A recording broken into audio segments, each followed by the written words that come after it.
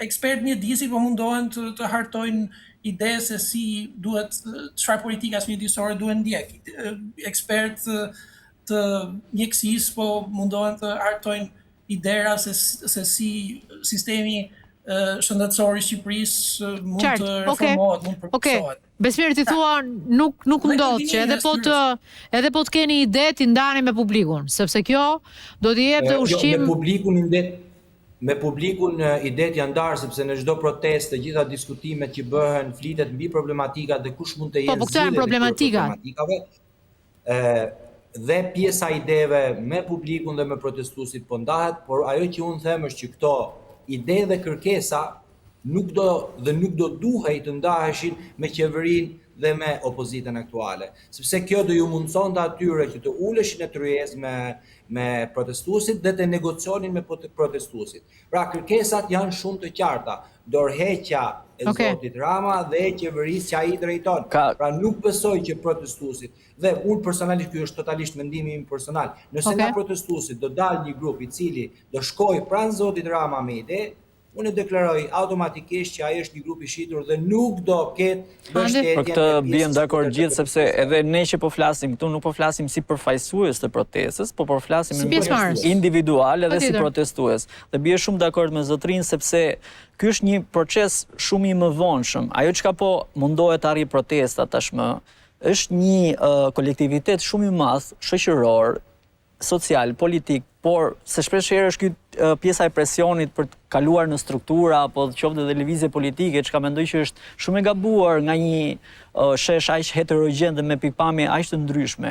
Ajo çka ka arritur sheshi në këto ditë është një gjë shumë e rëndësishme dhe kërkesa është ndryshim sistemi. Ne nuk po themi ta përmirësojmë sistemin me njerëzit që janë. Jo, ne po themi që njerëzit të cilët drejtojnë paktën ato që përfaqësojnë dy shtyllat kryesore të këtij sistemi. Disa janë gjasat që Rama t'japi dorëheqjen sipas teje. Unë nuk jam parashikues. Ne do të bëjmë të pamundurën. Nuk e parashikues, po lëvizjet që keni bërë ju çojnë drejt një produkti të caktuar. Pra ju thoni nuk bëjmë strukturë politike se do t'japi dorëheqjen. Sa janë gjasat që ta jap në pritshmërinë tuaj? Ajo çka ne do bëjmë në shesh dhe mënyrën se si ne po veprojmë dhe vendosshmëria jonë si protestues është që ne nuk do dorëzohemi derisa ai ta jap dorëheqjen. Dhe po të shikosh këto 2 muaj e një ditë ka marrë shumë goditje, sidomos goditjet kur ati i dhëm më shumë tek aspekti i imazhit, aspekti i qasjes ndërkombëtare, në cilat nuk e di nëse do kishte qenë një kryeminist normal i çdo vendi demokratik do kishte dhënë dorëheqjen, sepse ne nga njëra anë kryeministri proklamon që ta ndarësohemi në Bashkimin Evropian, por nuk i respekton standardet më minimale të demokracisë dhe të një lideri i cili për një skandal që i del për një gjë shumë të vogël, japin dorëheqje, kanë dhënë dorëheqje kryeministra për gjëra shumë të vogla, për çështje pagesash apo çështje favorizimesh me $10-100. Ndërsa kryeministri i Shqipërisë, ku bëhet fjalë që njërin zëvendës kryeministër e ka në arrati, i kërkuar nga SPAKU. Belinda Balluku e kërkon SPAKU për ta arrestuar sot e kësaj dite. Nesër do paraqitet te SPAKU sepse do i komunikojnë shtyrjen e hetimeve. Ndërkohë që është personi vetë që e ka frenuar me votat e majorancës, ky njeriu që jep besën shqiptarëve, po duket me sa duket vetëm besë që ka dhënë është ajo kundrejt Ballukut, oligarkëve dhe njerëzve të cilët e qarkullojnë pushtetin e tij dhe paran. Dhe kjo gjë, ne nuk kërkojmë që kjo gjë ta mermetojmë apo ta rregullojmë, bëjmë një grupe, jo, protestuesit kërkojnë e para shembjen totale të një qasje të tillë. Kjo mënyrë qeverisje, bashkimi i medias, oligarkisë dhe krimit për ne është diçka e patolerueshme në një shtet demokratik.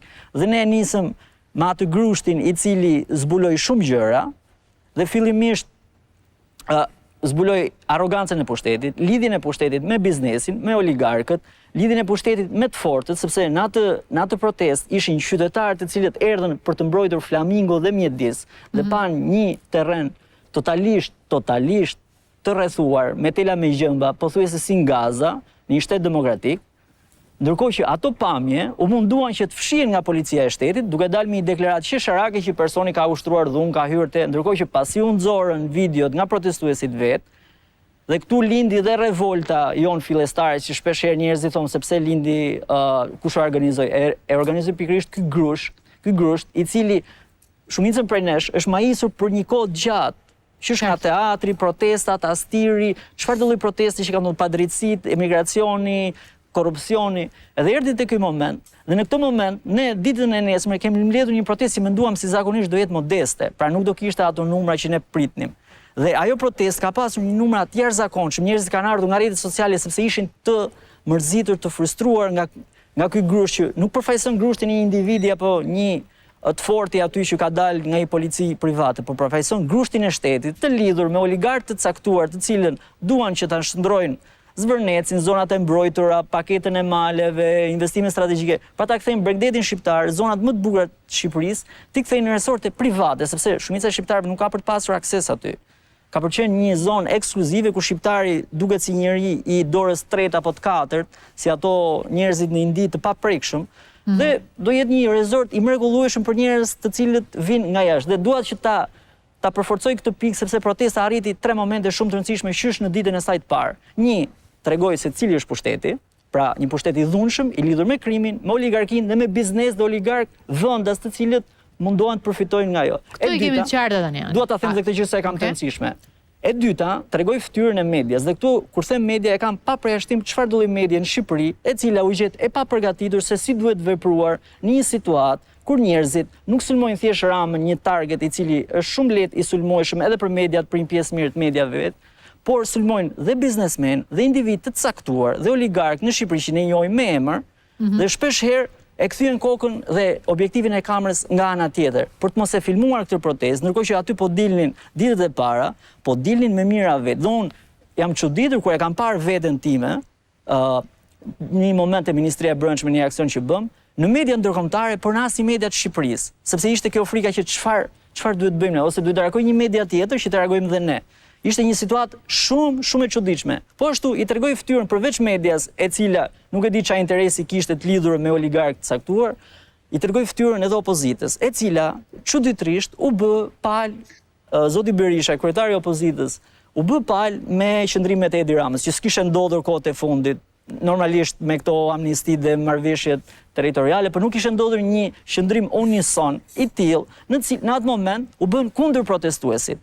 Dhe pastaj u ngrit një zhurmë e madhe mediatike, qeveritare dhe opozitare kundër protestuesve, duke i quajtur të shitur, iranian, nga Alaska, alien, rus, agent, sorra, kjo, ajo. Dhe sot e kësaj dite, deputet mazhorancës vazhdojnë akoma me sharë për njerëz qytetar bi dhe bija të këtij vendi, të cilët dalin aty për një arsye shumë thjeshtë, që duhet ta kuptojnë gjithë. Nuk jemi të kënaqur dhe jemi të tmerruar nga mënyra se si po sillet pushteti me ne, nuk jemi të përfaqësuar, pra nuk na përfaqëson as kuvendi, as politikanët, as njerëzit të cilët thonë që ne kemi zgjedhur me 800.000 shumica e votave të paguar nga administrata të vjedhura.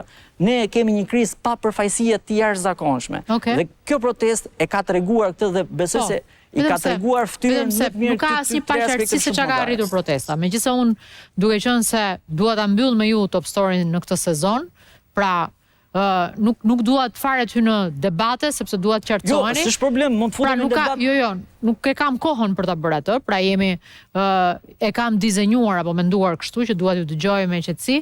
Thën këtë nuk e kemi fare paqartë, e kemi shumë qartë se çfarë ka realizuar, çfarë kërkon protesta. Çështja është që për te të parës, të dytës, të tretës, që unë thash dhe në pjesën e parë, duke bërë gjithë kronologjinë e protestës, gjithë kundërpërgjigjen politike, gjithë, le të themi, gropat që ka krijuar brenda qeverisjes dhe në kredibilitet kjo histori.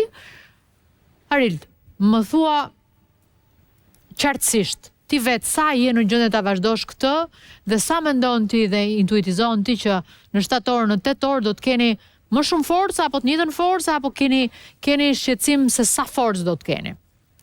Kjo për mua është një ndër protestat më të lehta që kam bërë, sepse pjesa më e vështirë është largu frika.